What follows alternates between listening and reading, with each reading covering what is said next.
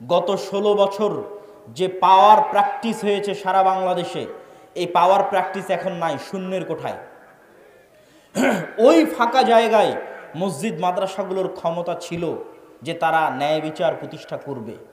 কিন্তু দুঃখজনক হলেও সত্য, দেশে প্রতিষ্ঠিত ইসলামী দল বলেন, ইসলামী সংগঠন বলেন, মসজিদ বলেন, মাদ্রাসা বলেন, তারা আল আমরু বিল মারুফ ওয়ান নাহি আনিল মুনকার এবং সামাজিক ন্যায় বিচার প্রতিষ্ঠায় দুর্বল। এবং তাদের চোখের সামনে আরেক দল ওই একই জায়গায় একই অন্যায় লিপ্ত হচ্ছে।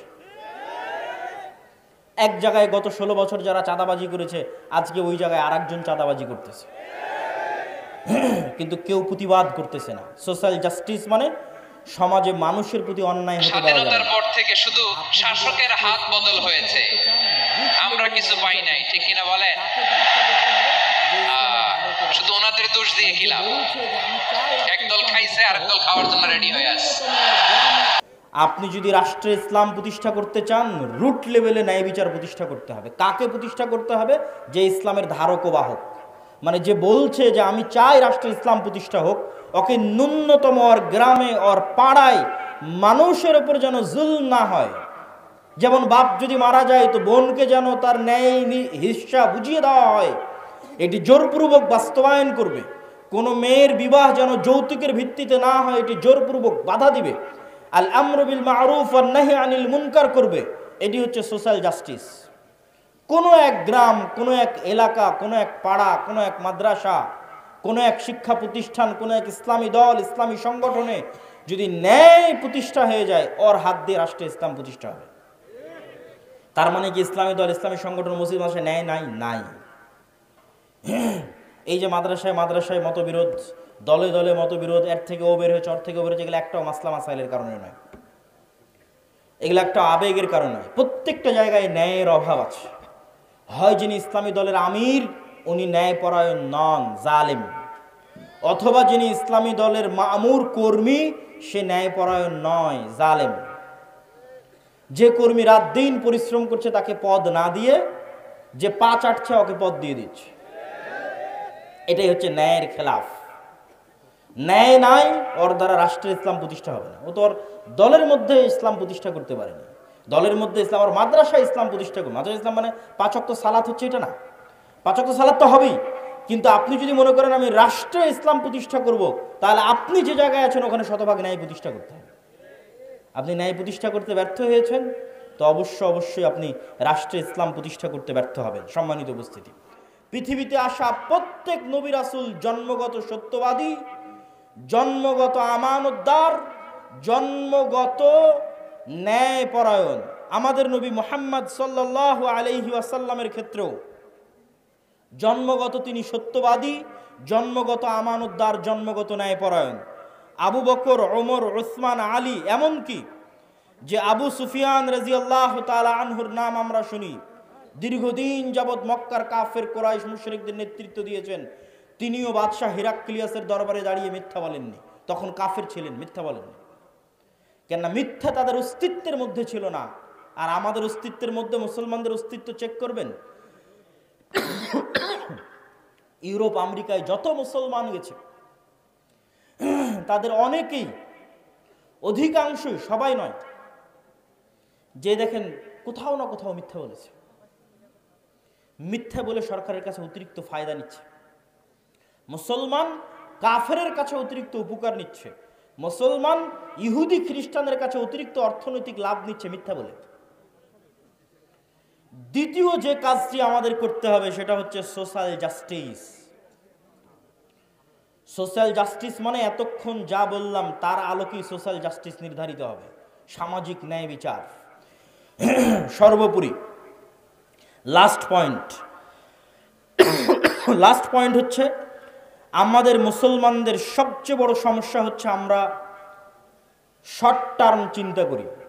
আমাকে এখনই ভোট করে, এখনই নির্বাচনে জিতে রাষ্ট্রে ইসলাম প্রতিষ্ঠা করতে হবে। যে এরকম শর্ট টার্ম চিন্তা করতেছে আমাকে এখনই নির্বাচন করে, এখনই ভোটে জিতে, এখনই রাষ্ট্রে ইসলাম প্রতিষ্ঠা করতে হবে, ও তার কয়দিন পরে আর থাকবে না। মানে তার কয়দিন পর আবারও কেউ আসবে যে রাষ্ট্র ক্ষমতায় চলে যাবে। সে যেমন আজ এখনই চলে যাওয়ার চেষ্টা করতেছে, স্থায়ী থাকতে পারবে না। তাহলে করতে হবে কি? আপনাকে 50 বছর 100 বছরের প্ল্যান করতে হবে যে আমি 50 বছর পর 100 বছর পর, আজ এখন নয়, 50-100 বছর পর পূর্ণাঙ্গ ইসলাম পূর্ণাঙ্গ ক্ষমতার সাথে বাংলাদেশের রাষ্ট্র ক্ষমতায় যাবে। তার জন্য কি করা লাগবে সেই পরিকল্পনা রেডি করে। এইটা ইহুদিরা করে, তারা করেছে। আজকে তারা যে জায়গায় আছে এটা 200 বছর আগের পরিকল্পনা। আর যখনই আপনি পরিকল্পনা করবেন তখনই দেখবেন যে আপনাকে শক্তিশালী প্রতিষ্ঠান তৈরি করতে হচ্ছে। আমাদের শক্তিশালী প্রতিষ্ঠান নাই। এই লক্ষ লক্ষ কোটি কোটি পঙ্গপালের মতো ভোটার থেকে কোনো উপকার নেই। 5ই আগস্টের এই ছাত্র জনতার আন্দোলনে বেশিরভাগ মুসলমান ধর্মপ্রাণ মানুষ জীবন দিয়েছে। আর রাষ্ট্র ক্ষমতায় কারা গেছে? বেশিরভাগ এনজিও রাষ্ট্র ক্ষমতায় গেছে। কেন? ওই এনজিওগুলো বাংলাদেশের শক্তিশালী প্রতিষ্ঠান আছে, শক্তিশালী মিডিয়া আছে।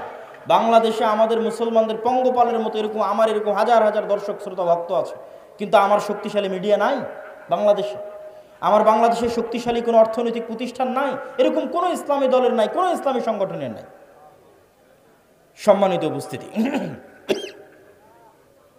তাহলে আমাদেরকে শক্তিশালী প্রতিষ্ঠান প্রতিষ্ঠা করতে হবে এবং দীর্ঘমেয়াদী পরিকল্পনা করতে হবে।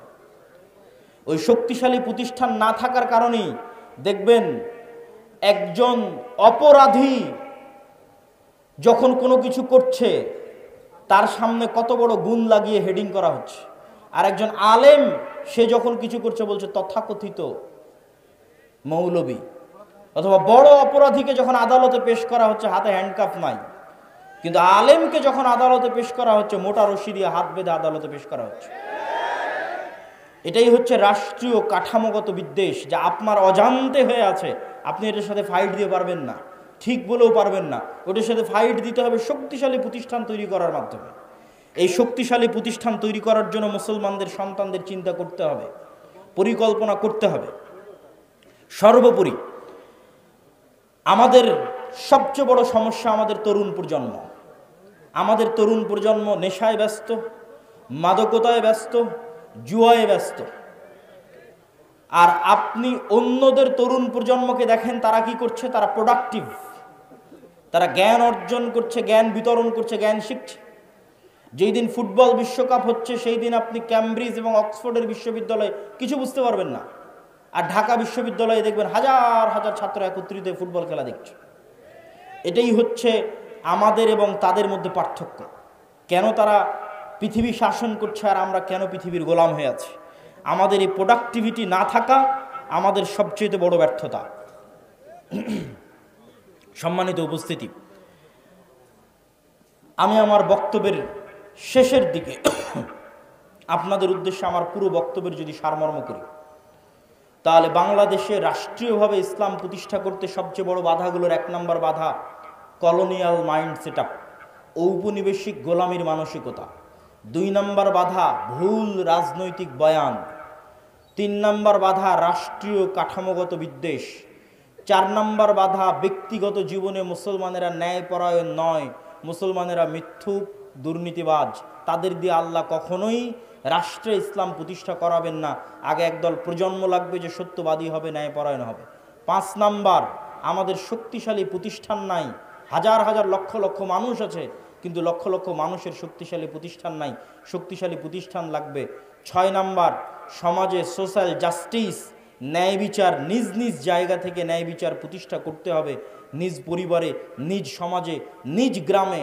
তাহলে আল্লাহ একদিন দয়াবান হয়ে আমাকে এবং আপনাকে সেই জায়গায় পৌঁছে দিবেন যেই জায়গায় যাওয়ার আমরা যোগ্য। আমাদের বাপদাদারা যেই জায়গায় ছিল, আমাদের পিতৃপুরুষরা যেই জায়গায় ছিল। ইসলামী খেলাফা কাল্পনিক কোনো থিওরি নয়। পৃথিবীতে সবচেয়ে বেশি শান্তি স্থাপনকারী, সবচেয়ে সাকসেসফুল, সবচেয়ে শক্তিশালী অর্থনৈতিক, রাজনৈতিক, রাষ্ট্রীয় কল্যাণমূলক সিস্টেম হচ্ছে ইসলামী খেলাফা। অতএব এটা বাস্তব পরীক্ষিত, সুতরাং সেটিকে নিয়ে আসতে চাইলে। আর 7 নাম্বার, যেই সমস্ত তন্ত্রে মন্ত্রের মাধ্যমে আমরা চাচ্ছি যে আমরা যাব, এই তন্ত্র মন্ত্রগুলো, এই মতবাদগুলো জন্মই দেওয়া হয়েছে যেন ইসলাম কখনো রাষ্ট্র ক্ষমতায় যেতে না পারে। অতএব আপনাকে আগে এই সমস্ত তন্ত্র মন্ত্রকে অস্বীকার করতে হবে, এই সমস্ত তন্ত্র মন্ত্রের কাফের হয়ে যেতে হবে। এগুলো সব ইসলাম বিরোধী। তারপরে এইভাবে যেভাবে নবীরা শুরু করেছে সেভাবে শুরু করতে হবে। নবীরা কিভাবে শুরু করেছে? মুসা আলাইহিস সালাতু ওয়াস সালামকে আল্লাহ চাইলে বলতে পারতেন তোমাকে মুজিজার লাঠি দিলাম, গিয়ে ফেরাউনকে হত্যা করো এই লাঠি দিয়ে। লাঠির জাদু দিয়ে ফেরাউন মারা যাবে, মুসা আলাইহিস সালাম রাষ্ট্র ক্ষমতা দখল করে নিবে। তা না করে আল্লাহ মুসা আলাইহিস সালামকে বললেন দাওয়াত দাও, তাও ভদ্র নম্র ভাষায় দাওয়াত দাও। এই দাওয়াত দিতে গিয়ে কি না বিপদে তিনি পড়লেন। কতদিন যাবত এই দাওয়াত দিতে গিয়ে জুলম সহ্য করলেন, অত্যাচার সহ্য করলেন। যে আল্লাহ ইব্রাহিম আলাইহিস সালাতু ওয়াস সালামকে আগুনে পোড়ানো থেকে বাঁচাতে পারেন, সে আল্লাহ চাইলে নমরুদকে তখনই আগুনে পুড়িয়ে দিতে পারেন না? দেননি। সেই নমরুদ কর্তৃক ইব্রাহিম আলাইহিস সালাম মাজলুম হলেন, জুলম সহ্য করলেন, দাওয়াত দিলেন। কিন্তু দাওয়াত দিয়েছেন তারা নিঃস্বার্থভাবে রাষ্ট্রের কেন্দ্রবিন্দুতে, আর আমরা আলেম ওলামারা আজীবন দাওয়াত দিয়েছি স্বার্থে। গত 16 বছর অধিকাংশ আলেম ওলামা, অধিকাংশ হুজুর মাওলানা সবাই, কেউ যদি এমপির সাথে দেখা করে থাকে, মন্ত্রীর সাথে দেখা করে থাকে, তাহলে সবাই নিজ নিজ স্বার্থের জন্য দেখা করেছে। কেউই নিঃস্বার্থভাবে ইসলামের দাওয়াত দেওয়ার জন্য দেখা করেন। কিন্তু নবীরা নিঃস্বার্থভাবে দ্বীনের জন্য কাজ করতেন। আল্লাহ সুবহানাহু ওয়া তাআলা আমাদেরকে উপস্থিত মজলিসে উপস্থিত সকলকে সত্যবাদী, ন্যায়পরায়ণ, নিজ নিজ সন্তানকে সত্যবাদী, মাথা উঁচু করে দাঁড়ানোর জন্য শিখায়। কেন আল্লাহর নবী লোন নীতি নিষেধ করেছেন? সুদভিত্তিক না, স্বাভাবিক কর্জ নিতে কেন নিষেধ করেছেন? আজ স্বাভাবিক কর্জ নিলে কাল মিথ্যা বলবেন, কাল যখন টাকা চাইতে আসে মিথ্যা বলবেন। আপনার ছেলেকে মিথ্যা শিখাবেন, বউকে মিথ্যা শিখাবেন। মিথ্যার উপর তৈরি হওয়া একটা সন্তান নেতা হবে না, গোলাম হবে। নেতা তৈরি করতে চাইলে মিথ্যা স্টপ, কোনো মিথ্যা চলবে না। সত্য বলো, সত্যের নাম সাহসিকতা। ন্যায় পরায়ণ থাকো, যার যা হক তাকে তার হক বুঝিয়ে দাও। এটি ইসলাম, এটি প্রকৃত ইসলাম। সম্মানিত উপস্থিতি, বক্তব্যের শেষে বলতে চাই, আগামী বছর আমি আদ-দাওয়া ইলাল্লাহর দায়িত্বশীলদের প্রতি উদাত্ত আহ্বান জানাবো। এই যে বিশাল জনসমুদ্র, এরকম প্রোগ্রাম আগামী বছর আসলে এই ধরনের ইউনিয়নে না করে গাবতলী কলেজ মাঠে করা উচিত।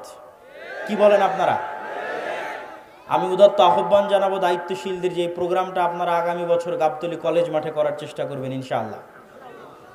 আল্লাহ সুবহানাহু ওয়া তাআলা তৌফিক দান করুক। আদ-দাওয়া ইলাল্লাহ দেশব্যাপী মসজিদ ভিত্তিক মক্তব শিক্ষা নিয়ে কাজ করে। আচ্ছা, আপনাদের মধ্যে স্বেচ্ছাসেবক ভাইয়েরা যাবে, এখনই যাবে, আমি এখনই যাওয়ার জন্য বলবো যে আপনারা তাদেরকে অবশ্যই সাধ্য অনুযায়ী আপনাদের সহযোগিতাটা পৌঁছে দেওয়ার চেষ্টা করবেন। আমি একটু 2 মিনিট আপনাদের সামনে একটু বিবরণ দিই। আদ-দাওয়া ইলাল্লাহ দেশব্যাপী মসজিদ ভিত্তিক দ্বীন শিক্ষা নিয়ে কাজ করে, মক্তব নিয়ে কাজ করে। এখন পর্যন্ত 500-র অধিক মসজিদের ইমাম জামিয়া সালাফিয়া ডাঙ্গিপাড়ায় আমাদের খরচে, মানে আদ-দাওয়া ইলাল্লাহর খরচে, জামিয়া সালাফিয়ার খরচে গেছে, জামিয়া সালাফিয়ার খরচে এসেছে, জামিয়া সালাফিয়ার খরচে থেকেছে, খেয়েছে এবং প্রশিক্ষণ নিয়েছে। বলেন আল্লাহু আকবার। সম্পূর্ণ ফ্রি, বিনামূল্যে, এমনকি যাতায়াত পাথেও খরচ সহ 500-র অধিক মসজিদের শিক্ষক, মক্তবের ইমামেরা তারা প্রশিক্ষণ নিয়েছে এবং তাদের মধ্যে জাতীয় মক্তব প্রতিযোগিতা হয়েছে। সেখানে যারা বিজয়ী তারা উমরায় যাওয়ার জন্য প্রস্তুতি নিচ্ছে। বলেন আল্লাহু আকবার। এই কাজে আপনারা যুক্ত হন। গাবতলীর প্রত্যেক মসজিদকে উদাত্ত আহ্বান জানান, যাও জামিয়া সালাফিয়া ডাঙ্গিপাড়া দাওয়া ইলাল্লাহর মক্তব প্রশিক্ষণ নিয়ে আসো, নিয়ে এসে তাদের সিলেবাস অনুযায়ী আমাদের গ্রামে মক্তব পড়াও।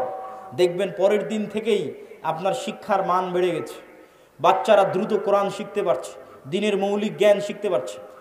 আপনাদের স্বেচ্ছাসেবকদের যেতে বলেন যারা